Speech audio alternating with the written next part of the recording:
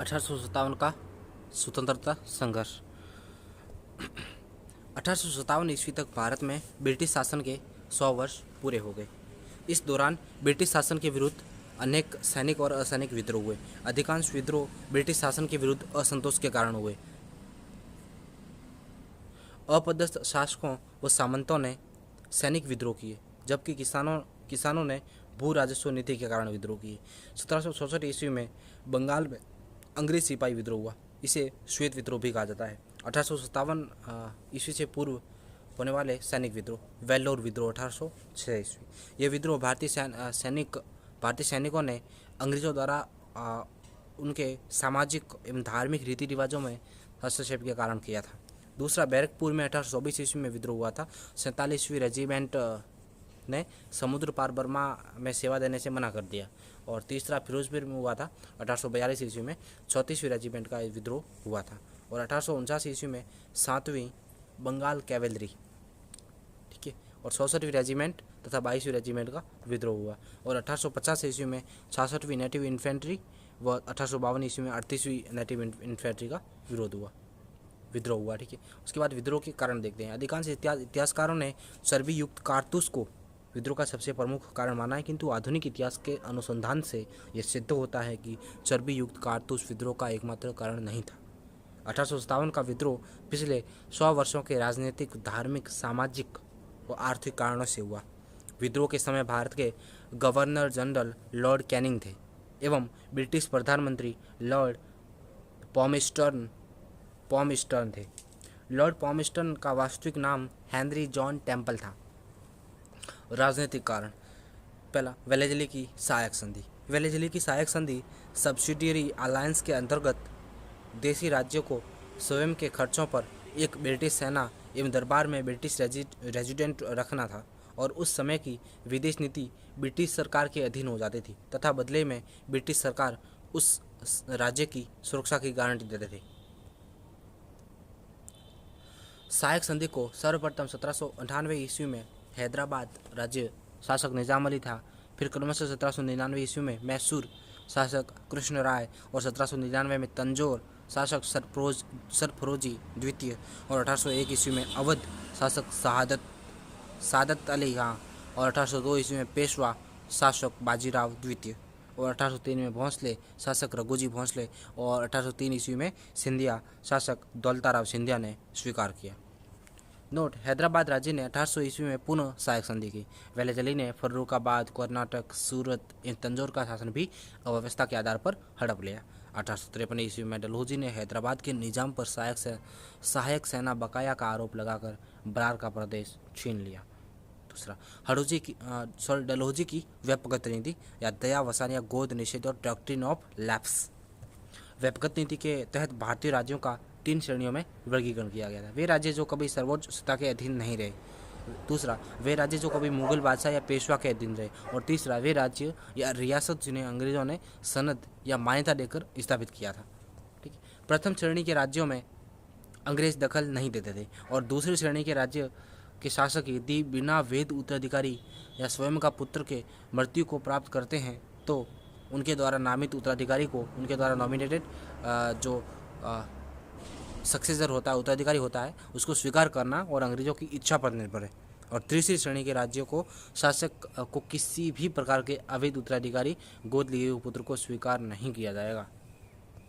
तीसरा, व्यापक नीति के तहत हड़पी गई रियासतें। सतारा महाराष्ट्र 1848 में शासक अप्पा साहब था और जोसेफ ह्यूम ने सतारा के विलय की तुलना जिसकी लाठी उसकी भैंस से की है। और जॉर्ज क्लॉक ने सतारा विलय का विरोध किया। जैतपुर और संबलपुर उड़ीसा, ये 1849 में जैतपुर के शासक नारायण सिंह थे। बघाट तत्कालीन पंजाब और वर्तमान हिमाचल प्रदेश का क्षेत्र है, उसमें जो 1850 ईस्वी में किया गया। उदयपुर राजस्थान में आता है अभी, तो पहले मध्य प्रदेश में था 1852 ईस्वी में।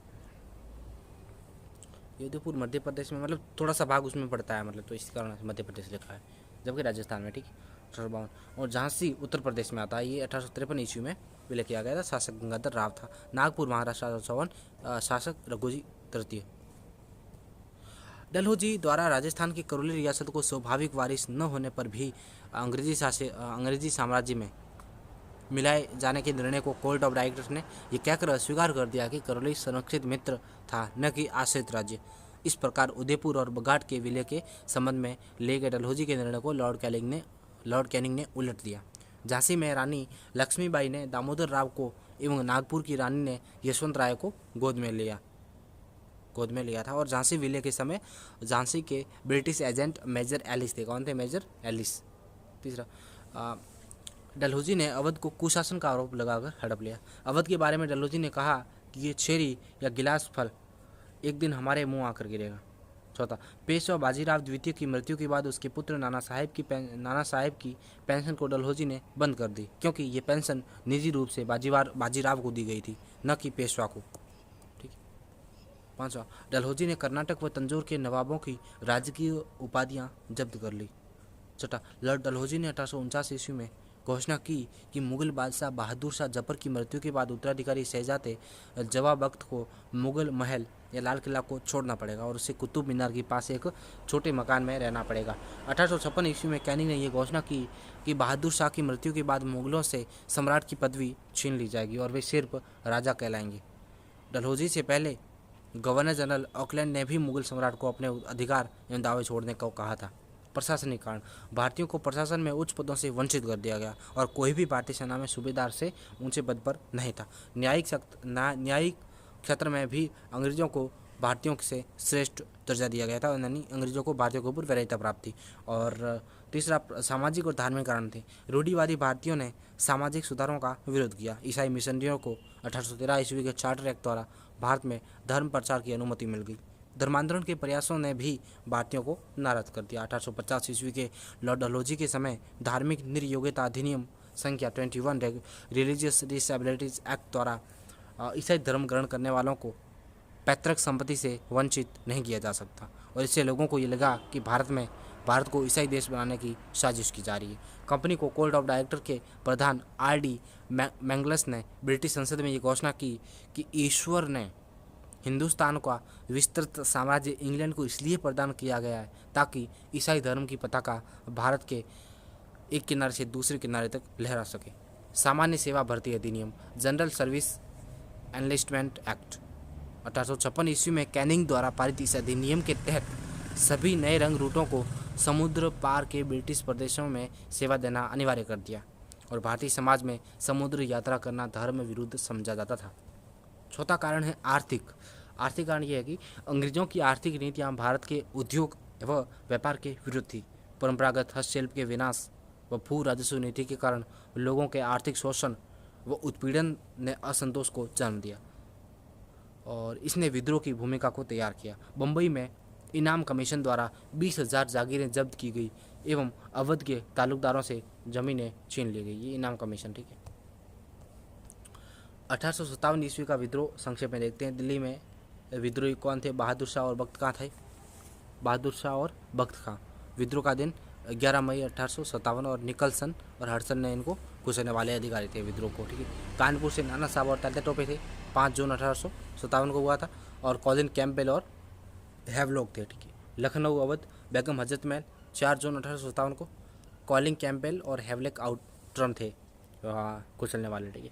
और झांसी या ग्वालियर में रानी लक्ष्मीबाई और तात्या टोपे थे 4 जून 1857 को, और कुचलने वाला जनरल यूरोज था। जगदीशपुर में कुंवर सिंह था, ठीक है। और 12 जून 1857 को विद्रोह हुआ और विलियम टेलर और विंसेंट आयर थे जगदीशपुर में। फैजाबाद में मौलवी अहमदुल्ला था, जून 1857 को हुआ था। और जनरल रेनाल्ड, कौन था? जनरल रेनाल्ड कुचलने वाला। इलाहाबाद में कौन था? लियाकत अली। इलाहाबाद में लियाकत अली था 6 जून 1857 को, और कर्नल नील था कुचलने वाला, ठीक है, इलाहाबाद में। बरेली में खान बहादुर खान बख्त खां, और जून 1857 में ये हुआ था। और विंसेंट आयर और कैंपबेल थे। कौन थे? विंसेंट आयर और कैंपबेल। फतेहपुर में अजीमुल्ला था, शाह, और कुचलने वाले कौन थे? रेनल्ड एवं कैंपबेल, ठीक है। और 5वां कारण है सैनिक कारण। सामाजिक धार्मिक कारण हम देखें, अब है सैनिक कारण क्या थे। सैनिक कारण, सेना में भी भारतीयों में पदोन्नति व विदेशों में समुद्र पार सेवा देने के बारे में असंतोष था। भारतीयों को केवल निम्न पदों पर नियुक्त किया जाता था। वह सैनिकों का वेतन प्रति सैनिक 7 रुपये मात्र था, जो न्यूनतम था। उन्हें समुद्र पार जाने दिया जाने वाला भत्ता भी बंद कर दिया गया। पदोन्नति व कम वेतन असंतोष के सबसे गंभीर कारण थे। 1854 ईस्वी के डलहौजी द्वारा डाकघर अधिनियम द्वारा सैनिकों को दी जाने वाली निःशुल्क डाक सुविधा समाप्त कर दी गई। तत्कालिक कारण चर्बी वाले कारतूस 1857 ईस्वी के विद्रोह का तात्कालिक कारण था। इन कारतूसों का निर्माण बंगाल में होता था। परंपरागत ब्राउन बेस के स्थान पर एनफील्ड राइफल का प्रयोग शुरू किया गया, जिसमें कारतूस को लगाने से पूर्व दांतों से खींचना पड़ता था। कारतूस में गाय और सूअर की चर्बी लगी होने से हिंदू और मुसलमान दोनों भड़क गए। नई राइफल एनफील्ड में के कारतूसों का निर्माण वुलविच आर्सेनल लंदन के कारखानों में होता था। एनफील्ड राइफल अंग्रेज भारतीय सेना में दिसंबर 1854 ईस्वी में शामिल की गई एवं जनवरी 1857 ईस्वी में प्रयोग आरंभ हुआ। एनफील्ड राइफल के भारत में उत्पादन एवं प्रशिक्षण स्थल अंबाला, दमदम और सियालकोट थे। नले पाकिस्तान का सियालकोट ही, ठीक है। और आरजी मजूमदार के अनुसार चर्बी लगे कारतूसों की कहानी ने चिंगारी का काम किया और इससे जो धमाका हुआ उससे अंग्रेज राज की जड़ें हिल गई। वी स्मिथ एवं के की अध्यक्षता में चर्बी लगे कारतूसों की जांच के लिए आयोग गठित हुआ, जिन्होंने चर्बी बात को स्वीकार किया। विद्रोह की योजना। कुछ इतिहासकारों के अनुसार नाना साहब धंधुपंत के सलाहकार थे। अजीमुल्ला खान क्रांतिदूत के नाम से प्रसिद्ध है और वह सतारा के अपदस्थ राजा के सलाहकार राणोजी बापू ने लंदन में ब्रिटेन में विद्रोह की योजना बनाई। दोनों ही अपने शासकों के राज्य व्यापक सिद्धांत के तहत हड़पे जाने के विरुद्ध अपील करने लंदन गए थे। वापसी में अजीमुल्ला खां क्रीमिया के युद्ध के दौरान उमर पाशा से भी मिला और भारत में इस विद्रोह की योजना का क्रियान्वयन नाना साहब ने किया। विद्रोहियों ने 31 मई 1857 को क्रांति शुरू करने का दिन चुना और क्रांति के प्रतीक के रूप में कमल का फूल और रोटी को चुना गया। प्रतीक के रूप में कमल का फूल और रोटी को चुना गया। कमल का फूल विद्रोह में शामिल होने वाली सभी सैनिक टुकड़ियों तक पहुंचाया गया। रोटी को एक गांव का चौकीदार दूसरे गांव तक पहुंचाता था। विद्रोह का आरंभ व प्रसार। 1857 ईस्वी के विद्रोह में भाग लेने वाले सर्वाधिक सिपाही अवध के थे और अवध सैनिकों की पौधशाला कहलाता था। 1857 ईस्वी के विद्रोह के समय ब्रिटिश प्रधान सेनापति क्रमश कौन थे? पहला मेजर जनरल जॉर्ज एंसन, जनवरी 1856 से 27 मई 1857 तक। एंसन के समय विद्रोह शुरू हुआ और एंसन की दिल्ली में 27 मई 1857 को हैजा से मृत्यु हो गई। लेफ्टिनेंट जनरल पैट्रिक ग्रांट, जून 1857 से अगस्त और 1857 तक, कुल 87 दिन। कॉलिस कैंपबेल, अगस्त 1857 से 4 जून 1861 तक। ये ब्रिटिश सरकार द्वारा भेजे गए और इन्होंने विद्रोह को कुचला। चर्बी वाले कारतूसों के प्रयोग के विरुद्ध पहली घटना कलकत्ता के पास बैरकपुर छावनी में हुई। 29 मार्च 1857 को घटी और जहां 34वीं नेटिव इन्फेंट्री के मंगल पांडे नामक सिपाही ने चर्बी वाले कारतूस के प्रयोग से मना करते हुए लेफ्टिनेंट बाग और सर्जेंट मेजर ह्यूसन की हत्या कर दी और हियरसे को भी गोली मारी। General John Bennett hearsay Barrackpore छावनी में 34वीं नेटिव इन्फेंट्री के कमांडिंग ऑफिसर थे। मंगल पांडे उत्तर प्रदेश के तत्कालीन गाजीपुर वर्तमान बलिया के जिले के रहने वाले थे और दमदम में पद स्थापित कंपनी की सेना में ब्राह्मण सैनिक था। 8 अप्रैल 1857 ईस्वी को मंगल पांडे को फांसी दे दी गई, जो क्रांति का पहला शहीद था। मंगल पांडे के साथ ईश्वरी पांडे को भी मंगल पांडे की सहायता के आरोप में फांसी दी गई और इतिहासकार जॉन विलियम ने मंगल पांडे को आतताई कहा। ठीक है, किसने कहा है? जॉन विलियम ने मंगल पांडे को आतताई कहा। ठीक है, मतलब आतंक मचाने वाला।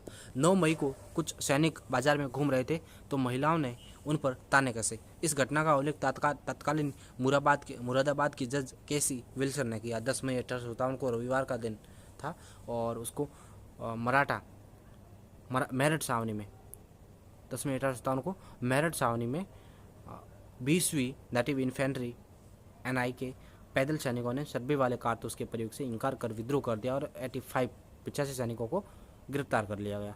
मेरठ के कमांडिंग ऑफिसर जनरल हाविद थे। सुरेंद्रनाथ सेन ने कहा कि मेरठ का विद्रोह गर्मी की आंधी की भांति अचानक एवं अल्पकालिक था।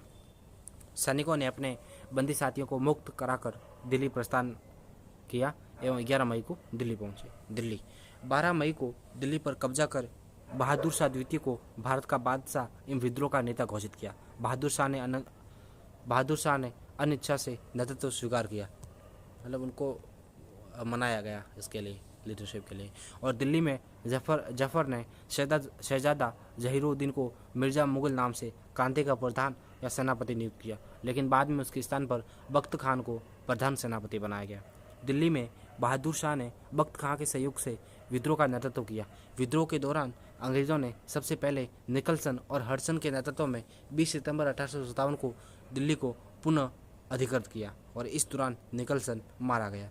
बहादुर शाह द्वितीय को 20 सितंबर 1857 ईस्वी को लेफ्टिनेंट हडसन ने हुमायूं के मकबरे से गिरफ्तार किया। बहादुर शाह द्वितीय जफर का गद्दार था, बहादुर शाह द्वितीय का गद्दार था जो अंग्रेजों को सूचनाएं देता था,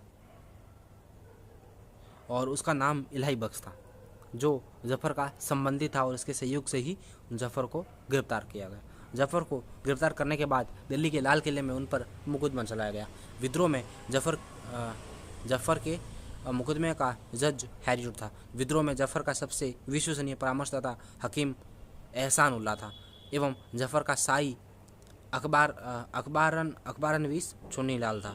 बहादुर शाह को गिरफ्तार करके उसकी बेगम जीनत महल के साथ रंगून निर्वासित कर दिया गया, और जहां 7 नवंबर 1862 को उनकी मृत्यु हो गई और रंगून में ही उन्हें दफनाया गया।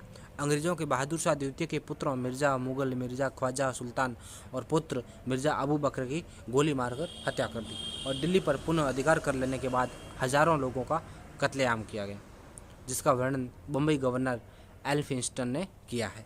झांसी 4 जून को झांसी में राजा गंगाधर राव की विधवा रानी लक्ष्मीबाई, वास्तविक नाम मणिकर्णिका, के नेतृत्व में विद्रोह की शुरुआत हुई। मार्च 1858 ईस्वी में यूरोज ने झांसी को घेर लिया और झांसी के पतन के बाद रानी कालपी होते हुए ग्वालियर की ओर चली गई। रानी लक्ष्मीबाई 17 जून 1858 ईस्वी को अंग्रेज जनरल यूरोज एवं स्मिथ की सम्मिलित सेना से लड़ती हुई शहीद हो गई। जनरल यूरोज ने रानी लक्ष्मीबाई की मृत्यु पर कहा कि भारतीय क्रांतिकारियों में यहाँ सोई हुई औरत अकेली मर्द है। ठीक है, ये किसने कहा था? यूरोज ने कहा था। और झांसी में लक्ष्मीबाई के नेतृत्व में क्रांतिकारियों ने नारा दिया, खल्क खुदा का, मुल्क बादशाह का, हुक्म रानी का। ये क्रांतिकारी नारा क्या था? झांसी के नेतृत्व में खल्क खुदा का, मुल्क बादशाह का और हुक्म रानी का। और लक्ष्मीबाई की जन्मस्थली वाराणसी और समाधि कहाँ पे? ग्वालियर में। जन्मस्थली वाराणसी। और रानी लक्ष्मीबाई को महल परी भी कहा जाता है। महल परी किसको कहा जाता है? और रानी लक्ष्मीबाई को महल परी कहा जाता है। और लक्ष्मीबाई की मृत्यु के बाद ग्वालियर में तात्या टोपे ने विद्रोह का नेतृत्व किया। तात्या टोपे का वास्तविक नाम रामचंद्र पांडुरंग था। वे मूलतः महाराष्ट्र के मराठा थे जो कालपी उत्तर प्रदेश में बस गए थे। वे नाना साहब के सेनापति भी थे। तात्या टोपे ग्वालियर के पतन के बाद राजस्थान भी आए। तात्या टोपे अप्रैल 1859 ईस्वी में एक मित्र मान सिंह सिंधिया का सामान था, उसके विश्वासघात के कारण पकड़े गए और 18 अप्रैल को फांसी पर लटका दिए। लखनऊ में भी बेगम हजरत महल वाजिद अली शाह की पत्नी थी के नेतृत्व में 4 जून 1857 ईस्वी को विद्रोह की शुरुआत हुई। बेगम ने अपने अल्पायु पुत्र बिरजिस कादिर को नवाब घोषित कर दिया। किसको? बिरजिस कादिर को। विद्रोह के समय में अवध का चीफ कमिश्नर हेनरी लॉरेंस था। भारतीय सैनिकों ने लखनऊ की ब्रिटिश रेजिडेंसी को घेर लिया और इसी घेरे में रेजिडेंसी की रक्षा करते हुए हेनरी लॉरेंस की मृत्यु हो गई। हेनरी लॉरेंस की मृत्यु के बाद ब्रिगेडियर इंग्लिश ने रेजिडेंसी की रक्षा की और रक्षा की कमान संभाली। ब्रिटिश अधिकारी हेनरी लॉरेंस हैवलॉक एवं जनरल नील ने लखनऊ में अपना जीवन खोया था। हैवलॉक व आउटरम ने लखनऊ रेजिडेंसी को जीतने का असफल प्रयास किया और अंत में 21 मार्च 1858 ईस्वी को कॉर्नेल कैंपबेल ने जंग बहादुर के नेतृत्व में गोरखा रेजिमेंट की सहायता से लखनऊ को पुनः जीता और बेगम हजरत महल पराजित होने पर नेपाल चली गई। वो गुमनामी में ही मर गई। और हजरत महल को महक परी कहा जाता है। महक परी किसको कहा जाता है? हजरत महल को। बेगम हजरत महल को वाजिद अली की पत्नी थी, ठीक है, नवाब की। और लेकिन महल परी किसको कहा जाता है? रानी लक्ष्मीबाई को। दोनों में अंतर है, महक परी और महल परी में, ठीक है। इसके इजाज़त महल को कहा जाता है महक परी। और कानपुर में 5 जून 1857 ईस्वी को विद्रोह की शुरुआत नाना साहब धंधुपंत के नेतृत्व में हुई। तात्या टोपे ने उनकी सहायता की और कानपुर में सती चौरा घाट नामक स्थान पर 27 जून 1857 को विद्रोहियों ने अंग्रेजों को मार डाला। इस स्थल का अध्ययन मुखर्जी ने किया था। नाना साहब ने बीबी घर कानपुर नामक स्थान पर 15-16 जुलाई 1857 को अंग्रेजों का कत्लेआम किया। विद्रोहियों ने जनरल विहंडम को नवंबर 1857 ईस्वी में कानपुर के पास पराजित किया। विद्रोह के समय कानपुर में अंग्रेजी सेना का कमांडिंग अफसर सर ह्यूज व्हीलर था और 27 जून 1857 को वो लड़ता हुआ मारा गया। 6 दिसंबर 1857 को कैंपबेल ने कानपुर पर अधिकार कर लिया। नाना साहब भी पराजित होकर नेपाल चले गए। नाना साहब के भाई बाला साहब ने क्रांति के क्रियान्वयन में महत्वपूर्ण भूमिका निभाई। 1857 ईस्वी के समय नाना साहब ने फ्रांस के सम्राट को लिखा था कि अंग्रेजी सरकार के अन्याय और शपथ भंग के कार्य चारों ओर ऐसे दहक रहे हैं जैसे सूर्य की किरणें। ये किसने लिखा था? नाना साहब ने लिखा था। किसको लिखा था? फ्रांस के सम्राट को लिखा था ये, ठीक है। तो बाद जगदीशपुर आरा पश्चिम बिहार एवं पटना में कुंवर सिंह ने विद्रोह किया। कुंवर सिंह को विद्रोह के समय बिहार का सिंह कहा गया है। कुंवर सिंह की युद्ध में जख्मी हो जाने पर 26 अप्रैल 1857 को मृत्यु हो गई। फैजाबाद अयोध्या, ठीक है। फैजाबाद में मौलवी अहमदुल्ला उपनाम सिकंदर शाह ने विद्रोह का नेतृत्व किया। उन्होंने अवध की बेगम हजरत महल को भी उनके शाहजहाँपुर प्रवास के दौरान सहायता दी और अंग्रेजों ने अहमदुल्ला पर 50,000 रुपये का इनाम घोषित किया था। अहमदुल्ला ने अंग्रेजों के विरुद्ध जिहाद का नारा दिया और 5 जून 1858 को रुहेलखंड की सीमा पर पेवाया के राजा जगन्नाथ सिंह ने इनकी गोली मारकर हत्या करवा दी।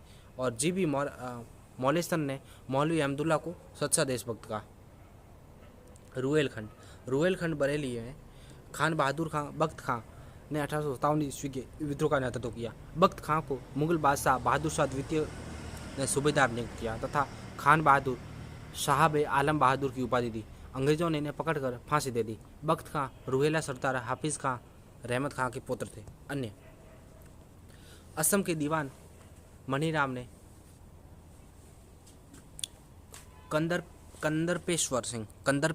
कंदरपेश्वर सिंह को राजा घोषित कर विद्रोह की शुरुआत की और मणिराम को अंग्रेजों ने फांसी दे दी। उड़ीसा में संबलपुर क्षेत्र में सुरेंद्र शाही व उज्ज्वल शाही नामक 2 राजकुमारों ने विद्रोह का नेतृत्व किया। गुलाब सिंह ने अंबाला में नेतृत्व किया। सतारा महाराष्ट्र में रंगोजी बापूजी ने विद्रोह का नेतृत्व किया। मंदसौर में विद्रोह का नेतृत्व शहजादा फिरोज शाह ने किया मंदसौर में, और अंग्रेजों ने इन्हें गिरफ्तार कर रंगून निर्वासित कर दिया, ठीक है। और गोवा में दीपूजी रागा, बुलंदशहर में मोहम्मद वलीदाद खां और मुगल बागल स्वामी ने कोयम्बटूर में, और अरुणागिरी कृष्णा ने चिंगलपुट। गुलाम घोष एवं सुल्तान बख्श ने मद्रास, भीमराव मुडरगी एवं छोटा सिंह ने कर्नाटक में विद्रोह नेतृत्व किया। सोनाजी पंडित, रंगाराव पांगे एवं मौलवी सैयद अलाउद्दीन ने हैदराबाद, मुल्ला सली और कौंजी सरकार एवं विजय कुदारत कुंजी मामा ने केरल चिंताभूमि में ने गोलाकुंडा तथा सदरुद्दीन नामक किसान ने मेवात में विद्रोह का नेतृत्व किया। कदम सिंह ने मेरठ, देवी सिंह ने मथुरा, गजाधर सिंह ने गोरखपुर एवं राज प्रताप सिंह ने और वीर सिंह ने कुल्लू में विद्रोह का नेतृत्व किया। दक्षिण भारत, पंजाब, बंगाल, राजस्थान, महाराष्ट्र के अधिकांश भाग विद्रोह से अलग रहे और यहाँ के जमींदारों एवं शासकों ने विद्रोह को कुचलने में अंग्रेजों की मदद की थी। तो कहाँ पे? दक्षिण भारत, पंजाब, बंगाल, राजस्थान और महाराष्ट्र के अधिकांश भाग में विद्रोह अलग रहे क्योंकि यहाँ के जमींदारों और शासकों ने विद्रोह को कुचलने में अंग्रेजों की सहायता की थी। इस कारण अगर ये मदद करते तो 1857 की जो उसके बाद की स्थिति कुछ और ही होती। मतलब अंग्रेज 1947 में गए तो हो सकता था अगर ये जो एरिया है इसमें जो राजा लोग इनका साथ देते तो हो सकता है 50 साल पहले मतलब ये छोड़ के चले जाते, ठीक है। और बिहार के आरा, दानापुर, पटना और मुजफ्फरपुर का क्षेत्र विद्रोह से प्रभावित हुआ। गवर्नर जनरल कैनिंग ने विद्रोह के दौरान इलाहाबाद को आपातकालीन मुख्यालय बनाया था, ठीक है। ठीक है, आबाद का नाम क्या था, इलाहाबाद। और अंग्रेज अधिकारी ए ओ ह्यूम ने क्रांति के दौरान इटावा का कलेक्टर रहते हुए कुछ सिपाहियों की सहायता से हिंदुस्तानी स्त्री के कपड़े पहनकर जान बचाई थी। बनारस में सिख सैनिक ने क्रांतिकारियों का साथ दिया था। बनारस में सिख सैनिकों ने किसका साथ दिया, क्रांतिकारियों का। और क्रांति के दौरान विदेशी पत्रकार अर्नाल्ड रस्सल भारत में उपस्थित था, अर्नाल्ड रस्सल, ठीक है। 1857 ईस्वी के बाद विद्रोह के बाद अवध के तालुकदार अंग्रेजों के गहरे मित्र बन गए। 1857 की क्रांति में पंजाब में अंग्रेजों के विरुद्ध संघर्ष नामधारी सिखों ने किया था। किसने किया था, नामधारी सिखों ने। पढ़े लिखे मध्यम वर्ग व व्यापारियों ने भी विद्रोह में हिस्सा नहीं लिया। ग्वालियर के सिंधिया, इंदौर के होलकर, हैदराबाद के निजाम, जोधपुर के राजा व दूसरे राजपूत शासक, भोपाल के नवाब, पटियाला, नाभा व जिंद के सिख शासक, कश्मीर के महाराजा और नेपाल के राणा वो अन्य सरदारों तथा बड़े जमींदारों ने विद्रोह को कुचलने में मदद की। इन शासकों के सहयोग पर लॉर्ड कैनिंग ने टिप्पणी की कि इन शासकों व सरदारों ने तूफान के आगे बांध की तरह काम किया, वरना ये तूफान एक ही लहर में हमें बहा ले जाता। उत्तरी प्रांतों के साथ 1857 ईस्वी में विद्रोह में उत्तरी प्रांतों के साथ 1857 के विद्रोह में बम्बई और मद्रास इसलिए सम्मिलित नहीं हुए क्योंकि वे सापेक्षिक रूप से अधिग्रहण एवं जब्ती से मुक्त रहे थे। बड़ौत परगना उत्तर प्रदेश में उसमें 1857 की क्रांति के दौरान शाहमल ने किसानों को संगठित किया।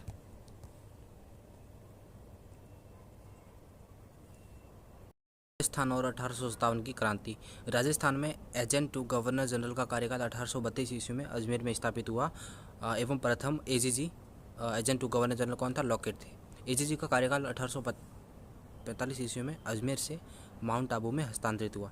1857 ईस्वी के समय राजस्थान में political agent AGG general Patrick Lawrence थे। वे विद्रोह के समय माउंट आबू में थे। इस समय राजपूताने में प्रमुख रियासतों के 4 पॉलिटिकल एजेंट निम्न थे। जयपुर में कर्नल लीडन, जोधपुर में मारवाड़ में मैकमैसन एंड उदयपुर मेवाड़ में मेजर CL शॉवर्स एवं कोटा में मेजर बर्टन तथा भरतपुर में मॉरिसन तथा सिरोही में कैप्टन JD हॉल प्रशासक के रूप में नियुक्त थे। उत्तर पश्चिम प्रांत पर लेफ्टिनेंट गवर्नर कॉल्विन का नियंत्रण था, जिसका मुख्यालय आगरा था। अजमेर मेरवाड़ा का प्रशासक कमिश्नर कर्नल डिक्सन था। क्रांति के समय राजपूताने की विभिन्न रियासतों के शासक थे। मेवाड़ के स्वरूप सिंह, मारवाड़ तख्त सिंह, जयपुर के सवाई राम सिंह द्वितीय, कोटा के ये थे जयपुर के सवाई राम सिंह द्वितीय और कोटा के महाराव राम सिंह द्वितीय, भरतपुर के जसवंत सिंह, बीकानेर के ये करौली मदनपाल और धौलपुर के भगवत सिंह। अजमेर की सुरक्षा के लिए लेफ्टिनेंट कर्नल के नेतृत्व में मेयर रेजिमेंट को तैनात किया गया। ओडिशा, गुजरात से एक यूरोपीय सैनिक की कंपनी बुलाई गई तथा जोधपुर के शासक तख्त सिंह ने कुशल राज सिंघवी के नेतृत्व में एक सेना भेजी। इस समय राजस्थान में 6 मुख्य सैनिक छावनियाँ थी, नसीराबाद, नीमच, देवली, एरनपुरा, ब्यावर और खेरवाड़ा। राजस्थान में अंग्रेजों का शस्त्रागार अजमेर में था। ब्यावर एवं खेरवाड़ा में सैनिक छावनियों ने विद्रोह में भाग नहीं लिया। एरनपुरा में जोधपुर लीजन, खेरवाड़ा में मेवाड़ और भील कोर एवं ब्यावर में मेरवाड़ा रेजिमेंट तैनात थी। नसीराबाद, राजस्थान में क्रांति की शुरुआत 28 मई 1857 को नसीराबाद अजमेर छावनी से हुई। सर्वप्रथम 15वीं नेटिव इन्फेंट्री सैनिक टुकड़ी ने विद्रोह की शुरुआत की, जो अजमेर से आई थी। उसके बाद 30वीं नेटिव इन्फेंट्री सैनिक टुकड़ी भी विद्रोह में शामिल हो गई। विद्रोहियों ने सैनिक अधिकारी न्यूबेरी तथा वुड को मार डाला। नसीराबाद से विद्रोहियों ने दिल्ली की तरफ कूच किया, जिनका वॉल्टर और हिथकोट ने पीछा किया। नसीराबाद में तैनात मेजर प्रिचार्ड ने सिपाहियों को बागियों के विरुद्ध कार्रवाई का आदेश दिया। The mutiny in Rajasthan major Pritchard ने लिखी थी ये, ठीक है। नीमच, राजस्थान में नीमच दूसरा स्थान था, जहाँ से 3 जून 1857 को क्रांति की शुरुआत हुई। नीमच के विद्रोही सैनिकों ने देवली की छावनी में भी आग लगा दी। नीमच में क्रांति का नेतृत्व हीरा सिंह एवं मोहम्मद अली बेग ने किया। नीमच में कर्नल एबॉट ने हिंदू एवं मुस्लिम सिपाहियों को वफादारी के लिए गंगा एवं कुरान की शपथ दिलाई। नीमच में क्रांति के दौरान फिरोज नामक हाजी ने अपने आप को मुगल बादशाह का वंशज एवं शाहजादा घोषित किया। अंग्रेजों के विरुद्ध जिहाद का नारा देते हुए मंदसौर पर अधिकार कर लिया। नीमच में बर्टन के नेतृत्व में विद्रोह दबाने सेना आई थी। नीमच से 40 अंग्रेज भागकर डोंगला गांव पहुंचे, जहां रूगा राम नामक व्यक्ति ने उन्हें शरण दी। लेकिन जब क्रांतिकारी इनका पूछा करते हुए डोंगला गांव पहुंचे तो मेवाड़ के पॉलिटिकल एजेंट शॉवर्स ने इनको यहाँ से सुरक्षित निकालकर उदयपुर पहुंचाया, जहां महाराणा स्वरूप सिंह ने इनको जग मंदिर में ठहराया। शाहपुरा के लक्ष्मण सिंह ने नीमच के विद्रोही सैनिकों की सहायता की थी। टोंक में नवाब वजीर खान ने 1857 के विद्रोह में जब अंग्रेजों का साथ दिया तो उसकी सेना के बड़े भाग ने नवाब के मामा मीर आलम खां के नेतृत्व में विद्रोह कर दिया। टोंक से 600 सैनिक मुजाहिदी दिल्ली पहुंचे। 1858 में जब तात्या टोपे टोंक पहुंचे तो टोंक के सामंत नासिर मोहम्मद खान ने तात्या टोपे की मदद की। टोंक के नवाब की तोपों की सलामी 15 से बढ़ाकर 17 कर दी गई। टोंक में विद्रोह में महिलाओं ने भी भाग लिया था। टोंक के नवाब को क्रांतिकारियों ने बंदी बना लिया। एरनपुरा आउवा पाली में कामेश्वर महादेव और सुगाली देवी का मंदिर विद्रोहियों का केंद्र था। एरनपुरा जोधपुर रियासत में है। उसके सैनिकों ने 21 अगस्त 1857 को विद्रोह कर दिया। एरनपुरा के सैनिकों ने लेफ्टिनेंट कारमोली को अपने साथ चलने के लिए बाध्य किया। चलो दिल्ली मारो फिरंग के नारे लगाते हुए दिल्ली की ओर चल पड़े। जब वे आउवा पहुंचे तो सुगाली देवी के भक्त आउवा के ठाकुर कुशाल सिंह चंपावत ने विद्रोहियों का नेतृत्व स्वीकार किया। 8 सितंबर 1857 को बिथुड़ा के युद्ध जो पाली में है में कुशल सिंह के नेतृत्व में आउवा के क्रांतिकारियों ने तख्त सिंह की जोधपुर की सेना को पराजित किया। इस युद्ध में जोधपुर का किलेदार ओनाट सिंह एवं अंग्रेज लेफ्टिनेंट हितकोट मारे गए। 1857 को छलावास के युद्ध में गोरों एवं कालों का युद्ध कहते हैं जिनको, और क्रांतिकारियों ने जोधपुर एवं अंग्रेज की संयुक्त सेना एजीजी पैट्रिक लॉरेंस एवं पॉलिटिकल एजेंट मैकमोसन को पराजित किया। इसे आउवा का युद्ध भी कहते हैं। विद्रोहियों ने जोधपुर की रेजिमेंट मैकमोसन की हत्या कर उसका सिर धड़ से अलग कर आउवा के किले की दीवार पर टांग दिया। जनवरी 1858 ईस्वी में ब्रिगेडियर होम्स के नेतृत्व में यहाँ सेना आई जिसने क्रांतिकारियों का दमन किया। आउवा दुर्ग को ध्वस्त कर अंग्रेज सुगाली माता की मूर्ति ले गए। कोटरिया के जागीरदार जोध सिंह एवं सलोम्बर के केसरी सिंह ने कुशल सिंह को शरण दी। ठाकुर कुशाल सिंह ने 1860 ईस्वी में नीमच में आत्मसमर्पण कर दिया, सरेंडर कर दिया और बाद में टेलर आयोग की सिफारिश पर इन्हें रिहा किया गया। कुशाल सिंह की मृत्यु 1864 ईस्वी में उदयपुर में हुई। कोटा में 15 अक्टूबर 1857 को कोटा महाराज राम सिंह की 2 पलटनों ने विद्रोह कर दिया। वह कोटा रेजिमेंट मेजर बर्टन उसके 2 पुत्रों तथा अंग्रेज डॉक्टर सैडलर कॉटम की हत्या कर दी। विद्रोहियों ने मेजर बर्टन का सिर धड़ से अलग कर पूरे शहर में घुमाया। कोटा में क्रांतिकारियों का नेतृत्व जयदयाल एवं मेहराब खान ने किया। क्रांतिकारियों ने कोटा शासक को बंदी बना लिया। मेजर जनरल रॉबर्ट्स के नेतृत्व में आई सेना एवं करौली की सेना ने कोटा को क्रांतिकारियों से मुक्त कराया। कोटा के शासक की तोपों की सलामी 17 से घटाकर 13 कर दी गई और कोटा में ब्रिटिश सेना के लूटपाट एवं अत्याचार का वर्णन कवि सूर्यमल मिश्र ने किया है। और राजस्थान में क्रांति में कोटा जन विद्रोह का प्रमुख केंद्र था। अन्य धौलपुर में क्रांति का नेतृत्व हीरालाल रामचंद्र गुर्जर नेता देवा ने किया और डूंगरपुर के शासक जसवंत सिंह द्वितीय को बर्खास्त कर वृंदावन भेजा।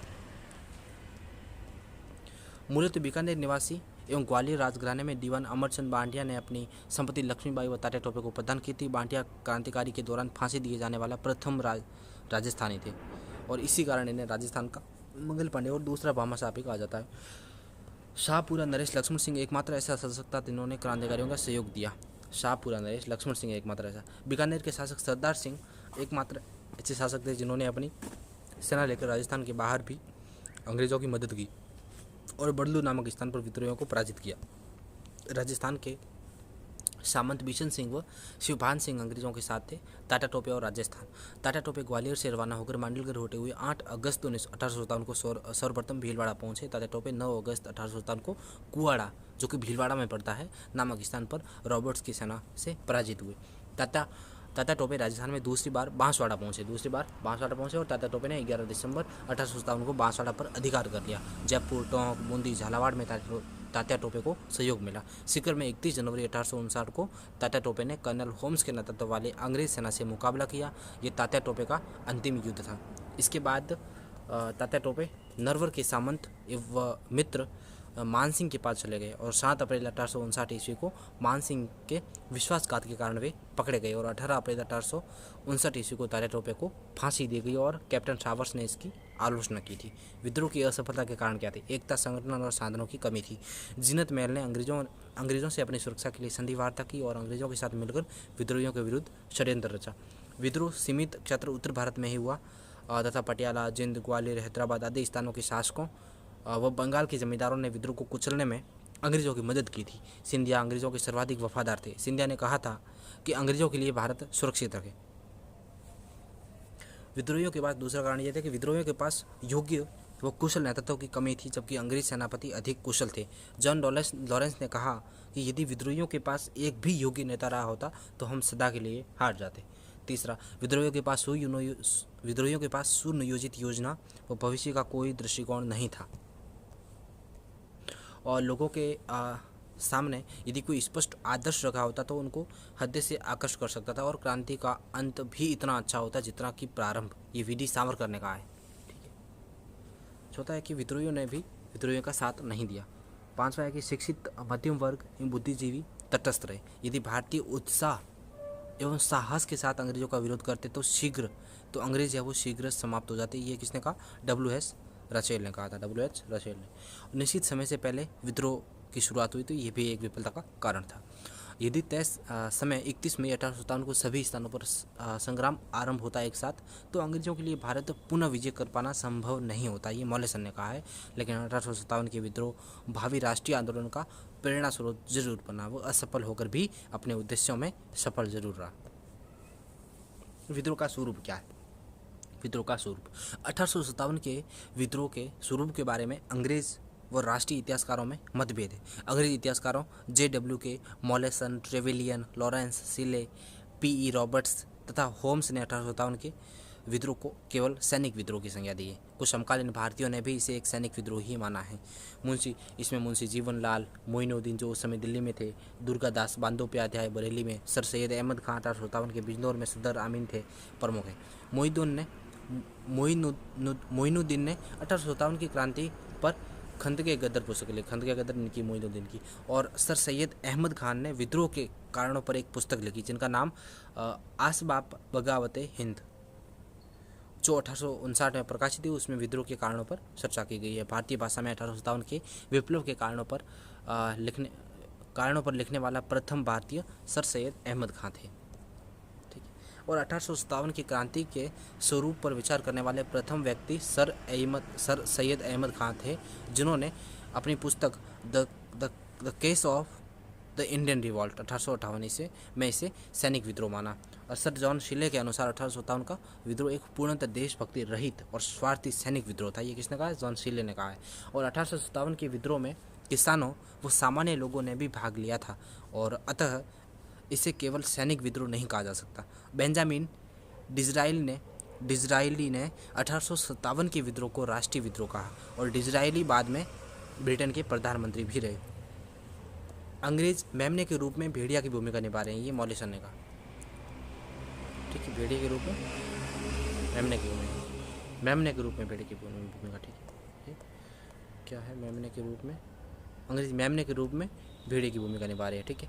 और भारत पर हमारे अधिकार का उद्देश्य देश को ईसाई बनाना है, ये मेजर एडवर्ड का कथन है। मिर्जा गालिब 1857 के कत्लेआम के गवाह है। उर्दू शायर मिर्जा गालिब क्रांति के समय दिल्ली में उपस्थित था, और मिर्जा गालिब का मूल निवास आगरा था। विभिन्न विचारकों के मत, कट्टरपंथियों और धर्मांधों का ईसाई के विरुद्ध संग्राम, ये L.E.R. रीज ने कहा था। सभ्यता और बर्बरता के बीच संघर्ष है, T.R. होम्स ने कहा था। हिंदू मुस्लिम षड्यंत्र है, जेम्स आउटरम ने कहा था, और W. टेलर ने कहा था। राष्ट्रीय विद्रोह बेंजामिन डिज़रायली ने कंजर्वेटिव पार्टी के नेता थे, बाद में प्रधानमंत्री बने ब्रिटेन के, इन्होंने कहा था। भारत का प्रथम स्वतंत्रता संग्राम, the first freedom fight of India, ये V.D. सावरकर ने कहा था। पट्टाभी सीतारामैया और डॉक्टर S.N. सेन ने सावरकर के मत का समर्थन किया। राष्ट्रीय विप्लव किसने कहा? ताराचंद ने कहा। डॉक्टर ताराचंद ने क्या था कहा? डॉक्टर ताराचंद ने कहा राष्ट्रीय विप्लव है। और राष्ट्रीय स्वतंत्रता के लिए सुनियोजित संग्राम एवं राष्ट्रीय विद्रोह अशोक मेहता ने कहा था। श्वेत जाति एवं काली जाति के मध्य संघर्ष जॉन विवियन के ने कहा था। और मुस्लिम साम्राज्य की स्थापना का एक षड्यंत्र P.E. रॉबर्ट्स ने कहा था। और लाला लाजपत राय ने यंग इंडिया अखबार में लिखा कि 1857 की क्रांति राजनीतिक और राष्ट्रीय दोनों थी। ये लाला लाजपत राय ने लिखा, कौन से अखबार में? Young India. ठीक है। 11वां, यह विद्रोह वास्तव में एक सैनिक विद्रोह ही था, चार्ल्स रॉयक्स ने कहा था। जन विद्रोह था, ये किसने कहा था? जॉन ब्रूस नॉर्टन ने।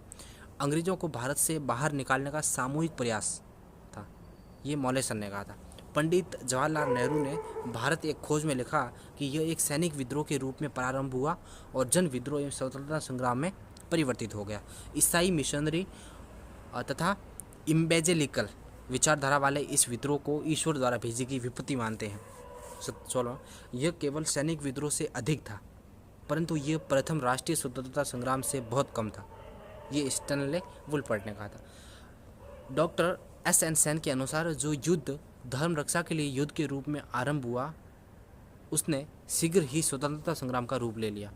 यद्यपि डॉक्टर सेन के अनुसार यह विद्रोह राष्ट्रीय नहीं था, क्योंकि उस समय राष्ट्रीयता की भावना लोगों में नहीं थी। 18 डॉक्टर रमेश चंद्र मजूमदार के अनुसार तथाकथित प्रथम राष्ट्रीय संग्राम न तो पहला ही और न ही राष्ट्रीय तथा न ही स्वतंत्रता संग्राम था। 19 ब्रिटिश शासन को उखाड़ फेंकने के लिए भारतीय जनता की क्रांति, ये कॉल मार्क्स ने कहा था। ताराचंद, एस.पी. चौधरी और विश्वेश्वर प्रसाद ने इसे स्वतंत्रता संग्राम ही माना है। साम्यवादी नेता पूरण चंद्र जोशी ने इस विद्रोह को राष्ट्रीय आंदोलन के स्रोत के रूप में माना। ये बात स्पष्ट रूप से स्वीकार की जाती है कि 1857 का विद्रोह राष्ट्रीय नहीं था, क्योंकि उस समय भारत राजनीतिक दृष्टि से एक नहीं था। निष्कर्षतः 1857 का विद्रोह साम्राज्यवाद विरोधी और राष्ट्रवादी था, किंतु विद्रोहियों में राष्ट्रीयता की भावना का अभाव था। 1857 के विद्रोह के बारे में सभी विद्वान एक मत है कि यह एक अंग्रेज विरोधी आंदोलन था।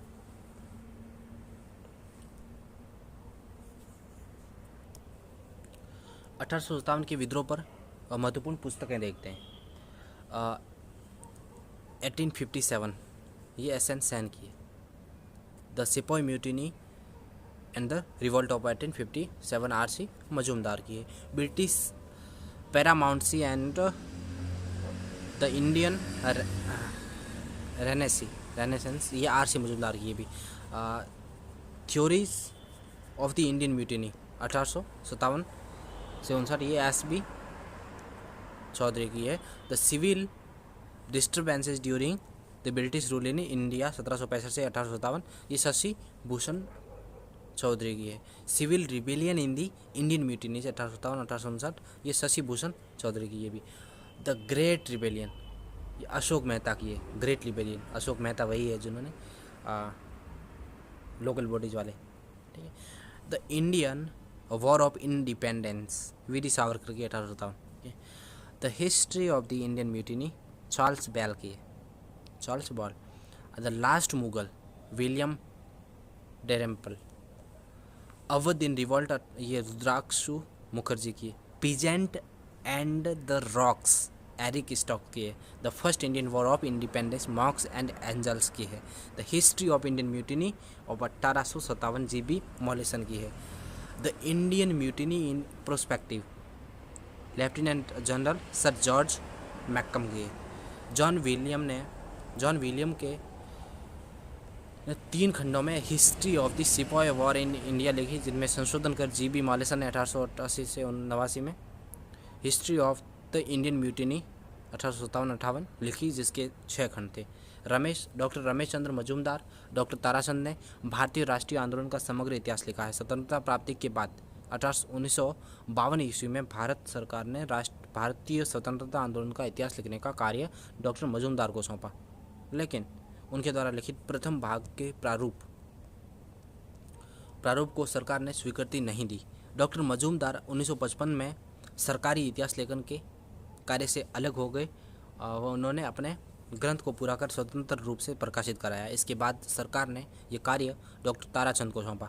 ताराचंद की पुस्तक सरकार ने प्रकाशित कराई। अतः डॉक्टर ताराचंद भारतीय राष्ट्रीय आंदोलन के सरकारी इतिहासकार है। कौन? ताराचंद। पहले मजूमदार को सौंपा गया, लेकिन वो उन्होंने नहीं किया, ठीक है, तो ताराचंद है, ठीक है।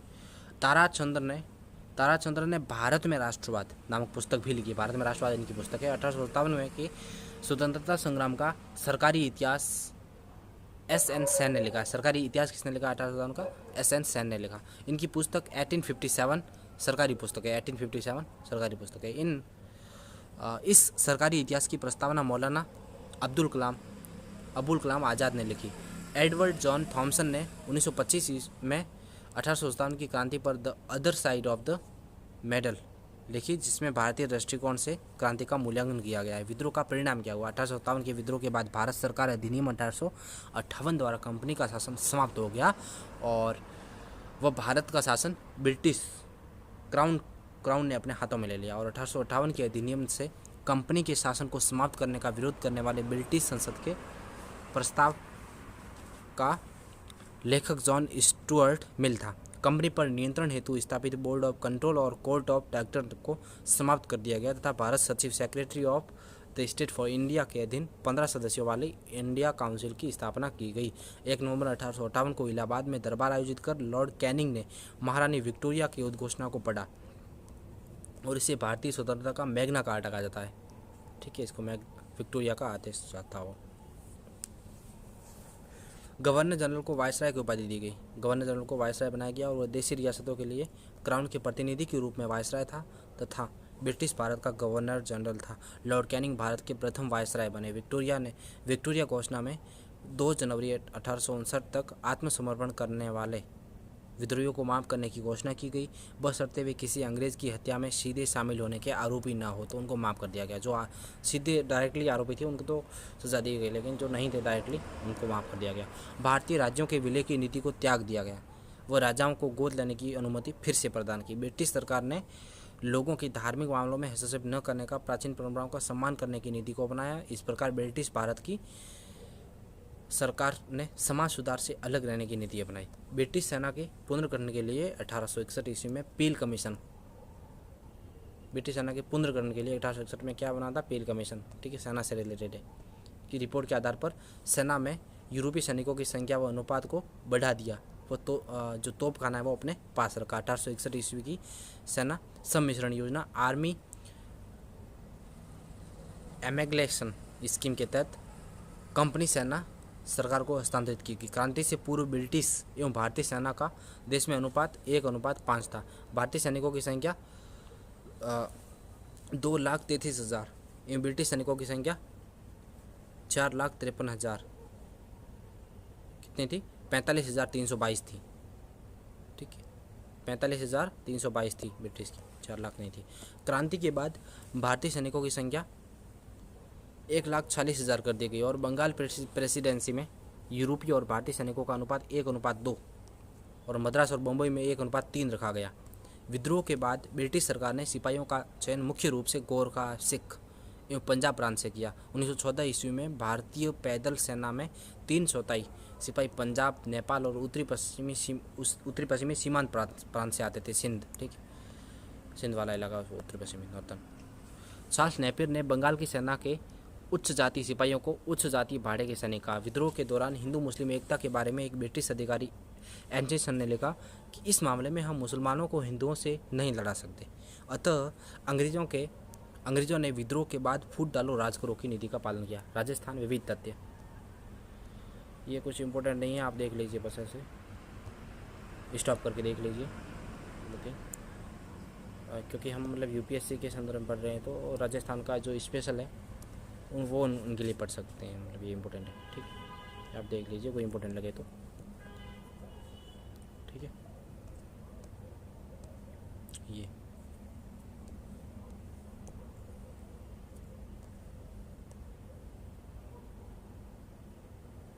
ये भारतीय सिविल सेवा देख लेते हैं।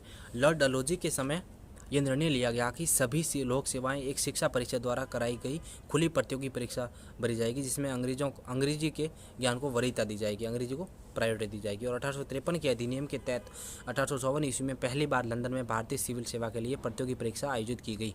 पहली बार 1922 ईस्वी में लंदन और इलाहाबाद में एक साथ ICS परीक्षा आयोजित हुई। ठीक है, स्टैट्यूटरी सिविल सेवा में प्रांतीय सरकारों की सिफारिश के बाद वायसराय और भारत सचिव की अनुमति से उम्मीदवारों की नियुक्ति की जाती थी। ये नियुक्तियां सामान्यतः अच्छी सामाजिक स्थिति वाले परिवारों के युवाओं के लिए सीमित थी तथा इस सेवा का अनुपात 1 वर्ष में नियुक्त सिविल सेवकों की कुल संख्या के 1/6 से ज़्यादा नहीं हो सकता था। और स्टैट्यूटरी सिविल सेवा 1880 में प्रारंभ हुई, किंतु 1888 में इसे समाप्त कर दिया गया। स्वतंत्रता संग्राम के दौरान प्रमुख नारे वंदे मातरम किसने दिया था? बंकिम चंद्र चटर्जी ने दिया था। आनंद भट्ट। सत्य और अहिंसा गांधी जी का। जनगण मन अधिनायक जय है रविंद्रनाथ टैगोर का है। जनगण मन अधिनायक जय रविंद्रनाथ ठाकुर का है, ठाकुर या टैगोर है। वेदों की ओर लौटो, ये दयानंद सरस्वती ने नारा दिया। वेदों की ओर लौटो दयानंद सरस्वती। इंकलाब जिंदाबाद भगत सिंह का। हिंदी हिंदू हिंदुस्तान, हिंदी हिंदू हिंदुस्तान मदन मोहन मालवीय का है। करो या मरो गांधी जी का। सारे जहाँ से अच्छा हिंदुस्तान हमारा, ये सर मोहम्मद इकबाल ने दिया था। मोहम्मद इकबाल ने कहा था सारे जहाँ से अच्छा हिंदुस्तान हमारा। ये बाद में ये नल्ले पाकिस्तान में चले गए थे, तो उनका जो वो लिखा था राष्ट्रगान है, पता नहीं कुछ ऐसा कुछ है, वो लिखा था। तो बाद में ये पार्टीशन में पाकिस्तान चले गए थे ये, ठीक है। ये पार्टीशन से पहले का जो नारा है या गीत है, जय हिंद दिल्ली चलो, ये सुभाष चंद्र बोस का। जय हिंद और हिंदी चलो, ये सुभाष चंद्र बोस का। तुम मुझे खून दो मैं तुम्हें आज़ादी दूंगा, ये सुभाष चंद्र बोस का। ये भी स्वराज्य मेरा जन्मसिद्ध अधिकार, इसे मैं लेकर रहूँगा, ये बाल गंगाधर तिलक का है। We have made a tryst with destiny, we have made a tryst with destiny, ये जवाहरलाल नेहरू का है। राष्ट्रीयता एक धर्म है, religion is a nationalism is a religion, ये किसने कहा था? अरविंद घोष ने कहा था। Nationalism is a religion, Aurobindo Ghosh. आराम हराम है, ये नेहरू ने कहा था। महात्मा गांधी ने नहीं कहा था। आराम हराम है किसने कहा था? नेहरू ने कहा था। दीन दुखियों की सेवा करनी ही, दीन दुखियों की सेवा ही सच्ची ईश्वर पूजा है। दीन दुखियों की सेवा ही सच्ची ईश्वर पूजा, ये विवेकानंद ने कहा था। दीन दुखियों की पूजा ही सच्ची ईश्वर पूजा है, ये विवेकानंद ने कहा था, ठीक है। उसके बाद नेक्स्ट वीडियो में हम पढ़ेंगे जन आंदोलन एवं आदिवासी विद्रोह, ठीक है। Thank you.